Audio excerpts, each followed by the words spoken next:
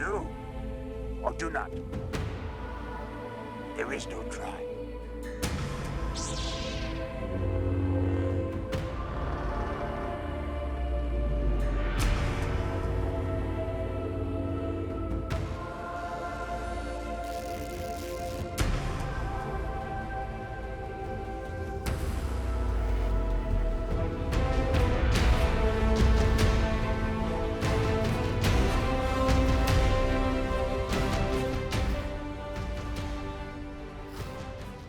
Alrighty, how's it going everyone? Jonathan here with Boston Collectors, and today we'll be unboxing and reviewing Luke Skywalker from the Disney Plus series, The Mandalorian.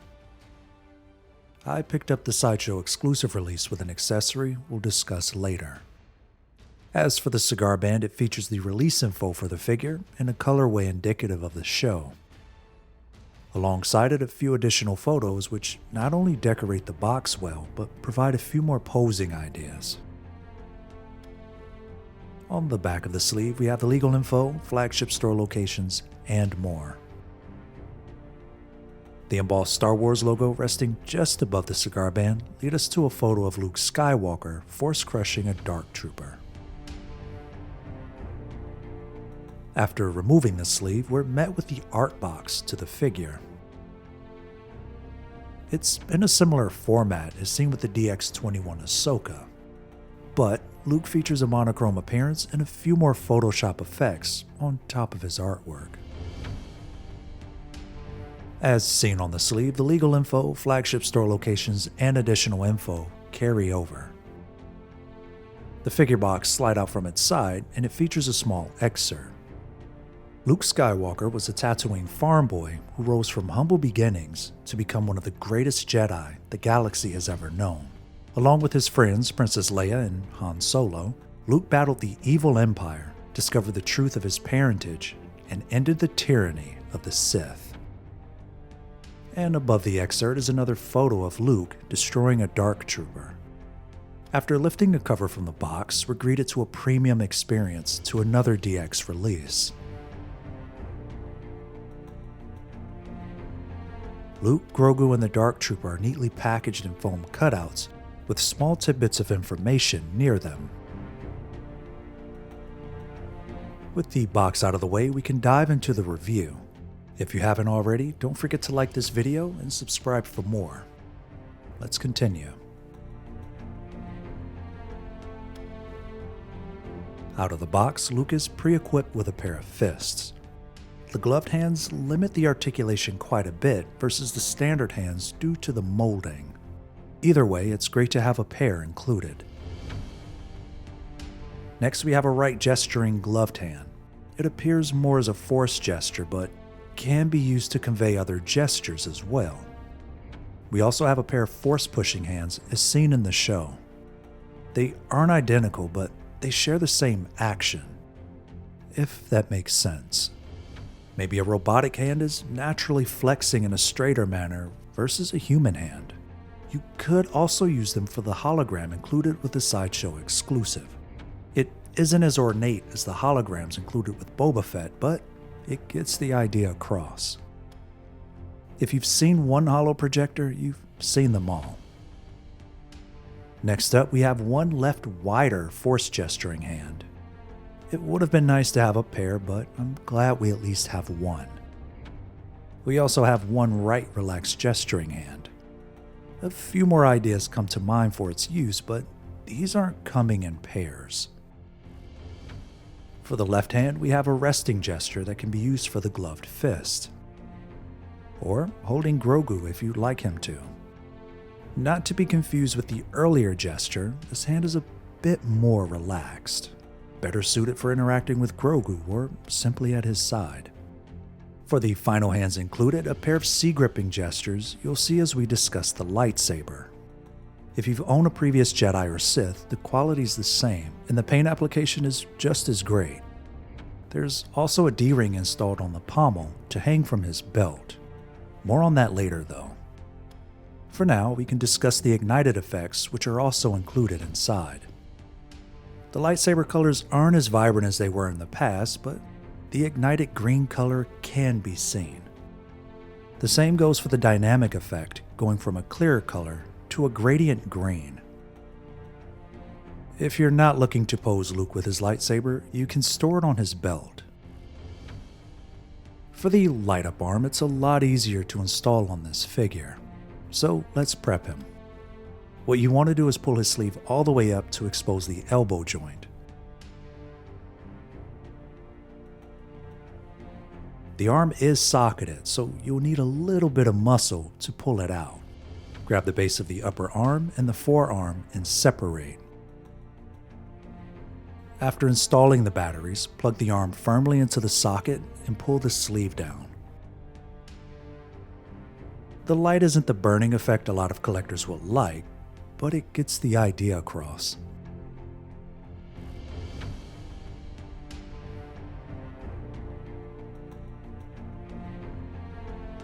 If it isn't all it's cracked up to be, you could simply turn it off and have him hold it. For the next accessory included with the DX-23, we have the battle-damaged Dark Trooper bust. We'll go into a deeper dive in a moment, but out of the box, this thing looks awesome. The majority of his build is made of rubbery plastic, and not harder plastic as seen with the official Dark Trooper release. So keep that in mind. The paint application does a great job at appearing as machine and showcasing its destruction. For the bottom, we have a rubbery connector piece showing the separation from its lower half. As for the helmet, the exposed machinery beneath is brilliantly designed, and again, the paint application conveying metal is phenomenal. There are quite a few inconsistencies that I won't nitpick too much, but they do exist. The major one being the black paint application on the pistons, but it doesn't take away from the immersion of the piece. At this point, it's marveling at the detail work found around the entire design of the bust. As for the battery compartment, there's only one, and it's hidden beneath the backplate. By not lighting the bust, you aren't doing anything wrong, since it still sells the idea of it being destroyed. As for the first light-up effect, it's a static showcase of the lighting. Next, the lights flicker at a fast pace, but the effects aren't too repetitive. And finally, a more subdued effect of the machine slowly dying out. There are multiple areas where the busts light up, not only in the chest, but the elbow area of the left joint and the upper arm of the right. 3 of the pieces can also separate from the bust to create a different appearance in your display. The arm, head, and back plate, if you'd like to use them. If not, that's fine too. As for separating the connector, remove the piece in the torso. Now we can pull them apart. This piece works for the previous release of the Dark Trooper as well. I like the idea of swapping the parts between each other, which could set up a whole different experience and story in the display. The paint application is slightly different, but an argument could be made for it since it's severed. Now we can prep the figure for the base. Once it's properly secured, now we can move on. Simply slide the bust onto the pole and you're set. I think it's great to see pieces like this work so well with prior releases. While I may not use this exact look, it's an idea. For the battle damage bust, it can also be secured to the legs. When they're all lined up, the height is perfect. If yours aren't, you'll have to adjust the legs to match. Having all 3 in different appearances better showcase the height differences between them. There isn't a difference. Unfortunately, the gray part sticking out of the base is a small problem for me. This would have been a great base for Grogu to stand on if he could fit in the middle of it. Speaking of Grogu, we have yet another one. If you haven't watched our previous unboxing of Ahsoka, the only difference here is the coloring of his clothes. The lighter appearance off to the right is with Luke, versus the left appearance of Grogu coming with Ahsoka. Everything else is the same. The arms on the body can articulate the same way, and the included swap-out hands are also the same with a slight change in paint application. which could be a QC issue. He's a great addition if you enjoy the character and don't happen to have one in your display. However, for a collector like me, it's getting old. And next up, we have the base featuring a tinfoil nameplate for Luke Skywalker.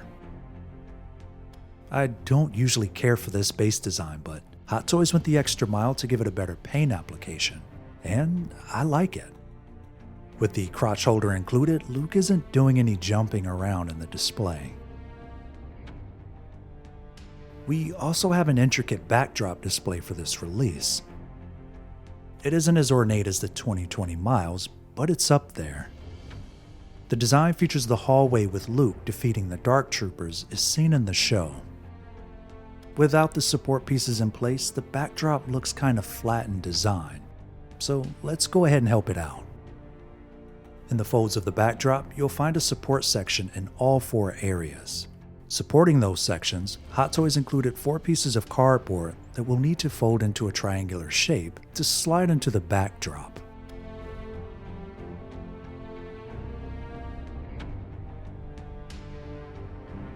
Simply slide the pieces in and you're good to go. I like the extra dimension added to it when it all comes together.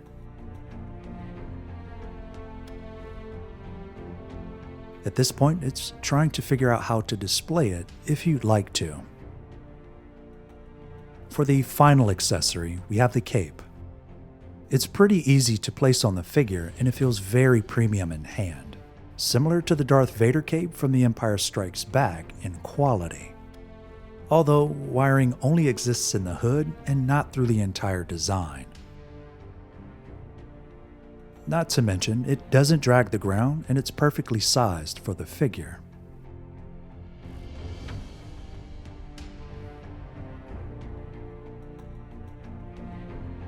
Now that we're done, it's finding a pose and we're all set.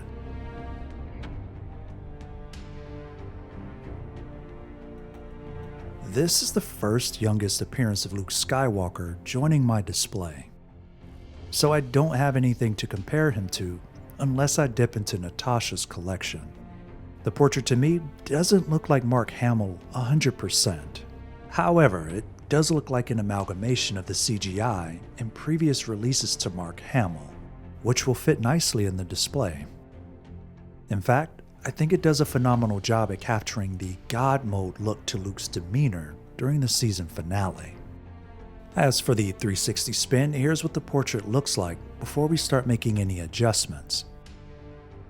Note the gradient from the black to brown in the lower part of his hair, and the overall shine to it as well.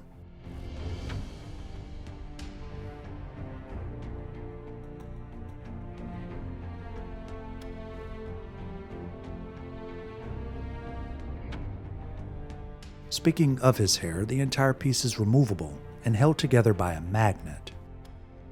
Upon removing it, you'll have access to the SIR system, where you can move the eyes in whatever direction you choose. Here are a couple examples we put together.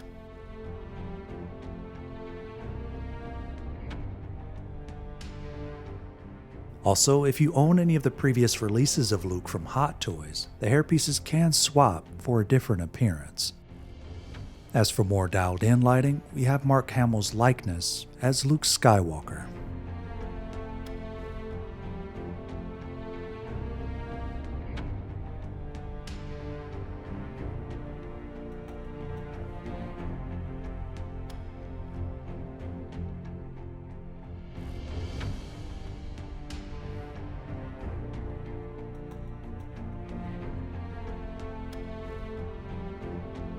The synergy of CGI and Mark Hamill was done pretty well, at least in my opinion. Let us know what you think down below. Luke's outfit is kinda straightforward. It's all black, so there isn't much to say really. If anything, the accents break it up, so let's begin. Luke's belt buckle and rivets are painted in silver, except for one piece off to the left painted in gold. His boots are pretty standard and made of pleather. Not so great for collectors in harsh climates, though. The tailoring is well done, and everything is layered nicely in typical Hot Toys fashion. Since it is all black, you may need a lint roller nearby when you finalize the pose for your display. All in all, he poses well and features everything a collector could want in a Hot Toys body. The main concern for a lot of us lie in the boots, possibly flaking over time. Other than that, he looks awesome.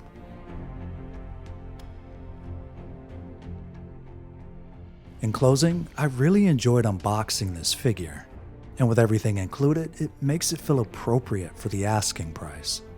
I personally wanted the Dark Trooper, but if I could have picked up a cheaper version without Grogu, I definitely would have. I'm not too upset about the hands not being pairs since we have so many to pick from, but I am a pair kinda guy. I won't deduct points for it though.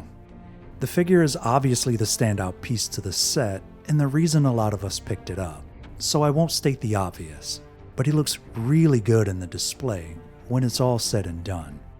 With that said, the unboxing experience was a perfect 10 out of 10. Taking everything out of the box and situating the accessories was a lot of fun. And yes, that does include the backdrop, which I usually don't care for. This is one of the better ones. As for everything included in the overall release, it isn't perfect, but it's nothing less than a firm 9 out of 10. With that said, we're leaving it here. Thank you so much for watching, and don't forget to like this review and subscribe for more. We have Jesse and R2-D2 on the way, so hang tight.